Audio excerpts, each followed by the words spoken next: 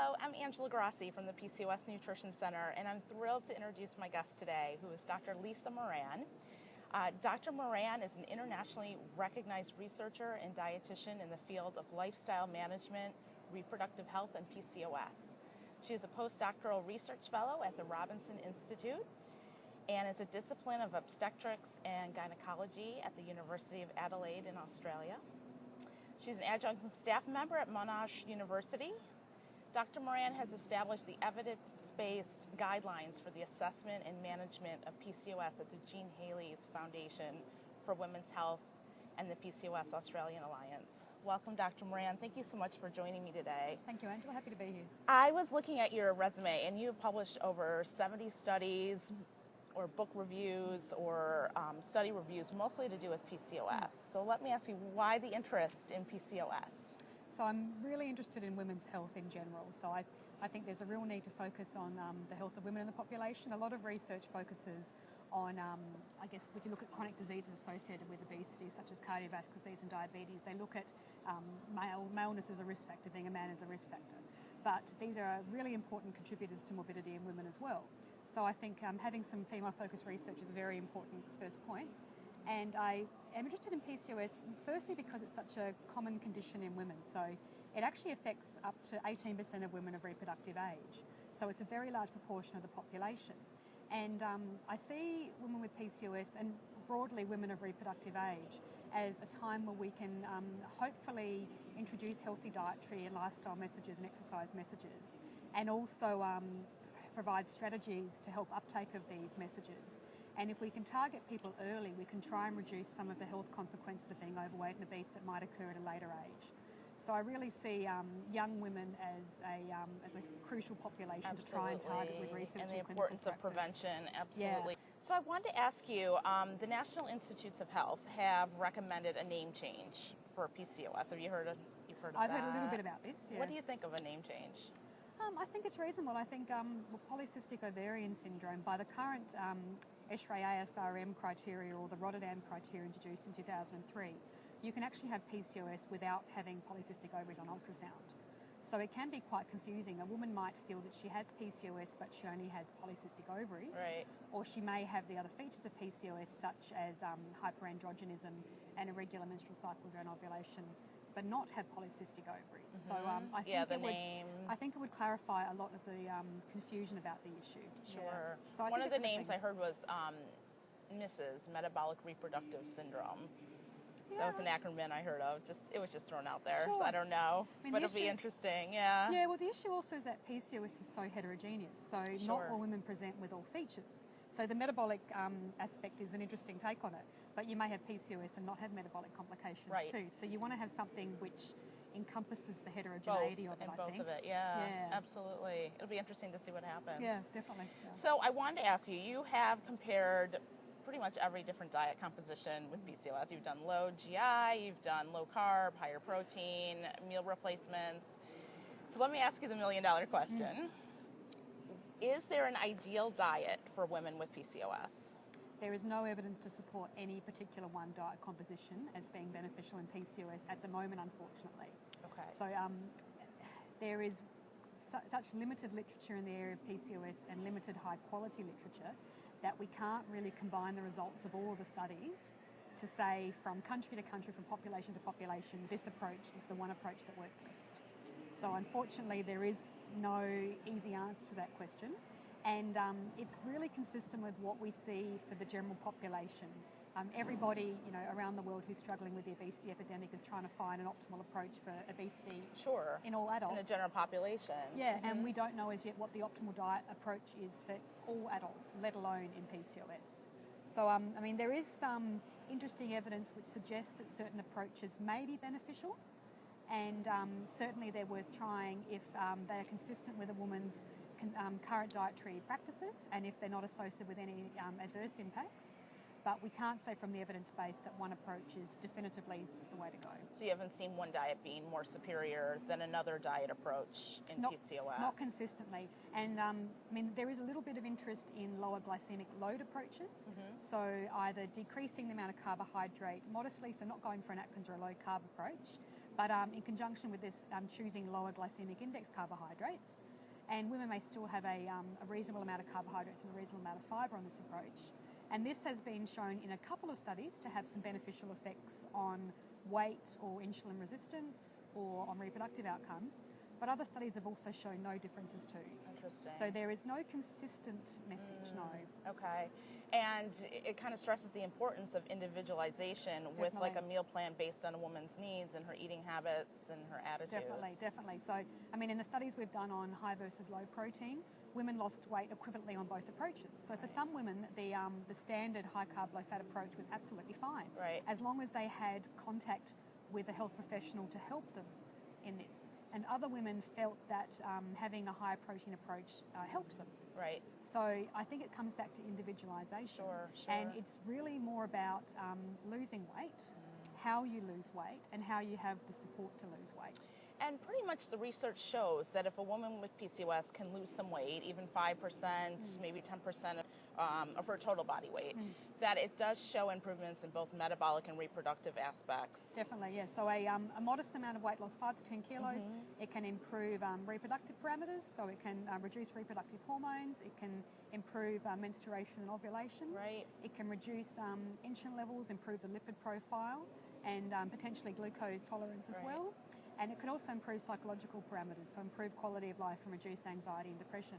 And so this is a modest amount of weight loss, and it is quite achievable. And in a lot of our studies, women with PCOS can lose this amount of weight as long as they have the proper support. Right. And a multifaceted treatment approach ideally is a good way to approach it. Yes, I mean, I think it's very difficult perhaps to have access to the full range of health professionals to ideally implement this, but if you look at the ideal approach, you might be able to utilise some dietary intervention, exercise intervention, and some behavioural change components as well. Yeah. Now, let me ask you, is there a big benefit that you see after maybe a 5 to 10% weight loss? Is there any differences? Do we have any data on that? With regards to? Any metabolic or reproductive improvements? There's good data showing that there are improvements in a whole range of reproductive and metabolic outcomes. Even past the 10%? I'm wondering if there's a difference in, like, say, 20% weight loss versus a 10% or 5%. There isn't really the data, unfortunately. No, we don't have that data. Okay. Unfortunately, there isn't a lot of research in PCOS and weight loss that's of a high enough quality to make those sort of statements. I think definitely, though, what we see is that you may not need to go for the high level of weight loss.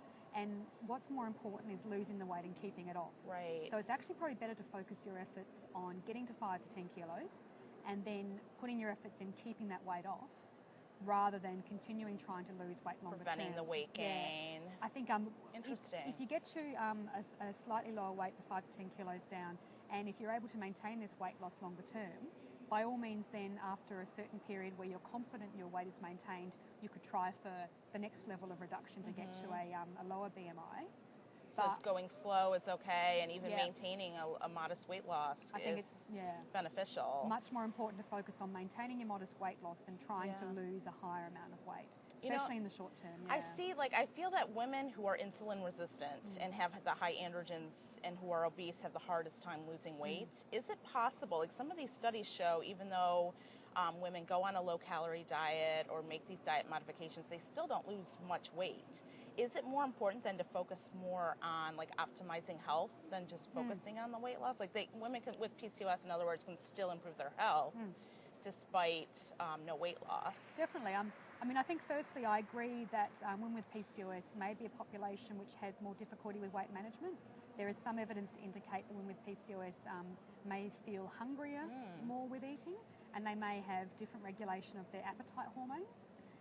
Having said that, it's not consistently shown, and it's not all women with PCOS, but it's definitely, a good possibility. Interesting. Yeah. So, having said that, I don't think that's a reason for discouragement. I think if you know going into, a weight loss approach that you may have more difficulty, it might just give you the chance to have more realistic expectations. Sure. You know that it might take you a little longer to get to that weight. You might not see results as quickly, but they're not to be discouraged. And that's what's so hard for women is that, sometimes they have some rapid weight gain, like 20, 30 pounds in a short period of time. So they want that weight off pretty quickly. So it's important to know to have patience and to stick with it, and that you can make sustainable changes that will optimize your health. And in all our studies that we've done, all women with PCOS that we've studied generally have no problems in losing the 5 to 10 kilos if they have the support. Right. So it might just be that if you have more tendency to weight gain, if you have more difficulties with appetite regulation, you may just need that bit more support to get there. Right. But you can get there.